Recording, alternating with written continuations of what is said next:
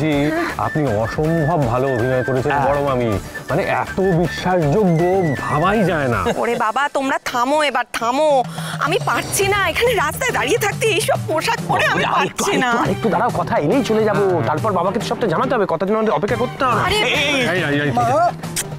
বলো বলো বলো বলো কি কথা। শোনো বলছি এখন তাহলে আমরা বাড়ি যাবো, বাড়ি গিয়ে সবটা বাবাকে জানাতে হবে তো। হবে তো। আমি আসলে বলতে গেছি বাবার মাধ্যমেই তো পুরোটা হবে।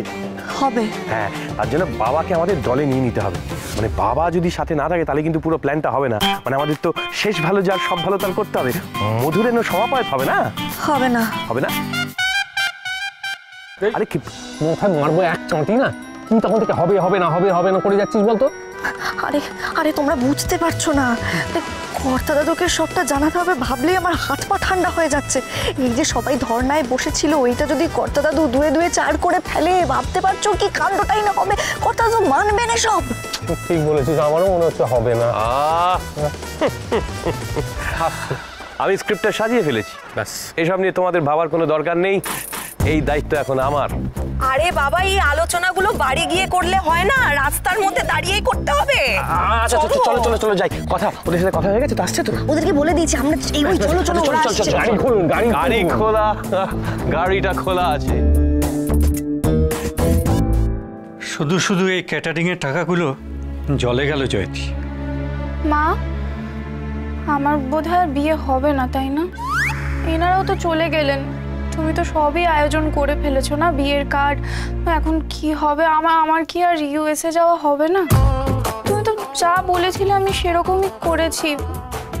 আমি তো অফিসার সরকারকে মন দিয়েই ফেলেছিলাম, কিন্তু তুমি তো সেটাও হতে দিলে না। বলো এখন যে ওরা বলে গেল পুলিশের সাথে বিয়ে দিতে, সেটাও তো আর হবে না। হ্যাঁ গো, আমার মেয়েটার কি হবে এবার? আমি আর কি বলবো, আমি তো যখনই কথা বলতে গেছি তুমি চুপ করিয়ে দিয়েছো। কিন্তু এভাবে হয় না জয়তী। জয়তী, আমার একটা সাধারণ মধ্যবিত্ত পরিবার, তুমি একজন স্কুল টিচার, আর আমি সরকারি চাকরি করে যা রোজগার করেছি তার চেয়ে অনেক বেশি মূল্যবোধ দিয়ে মানুষ করেছি আমাদের মেয়েকে। ওর মতো একটা ভালো মেয়ে হয় বলো?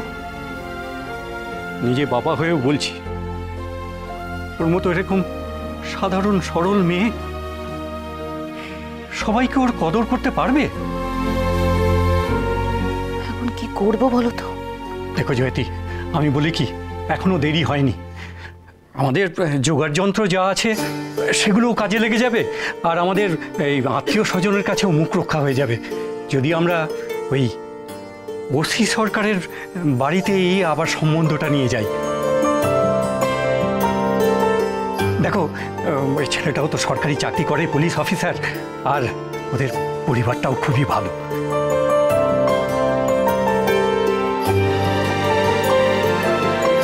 আমাদের ঋতু খুব ভালো থাকবে গো ওই পরিবারে। ঠিকই তো।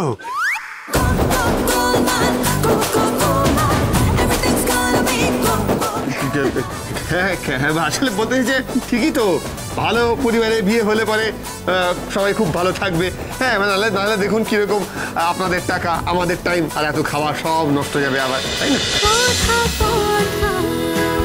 কথা সোম থেকে রবি প্রতিদিন সন্ধ্যে ৭টায় স্টার জলসায় ও জিও হটস্টারে।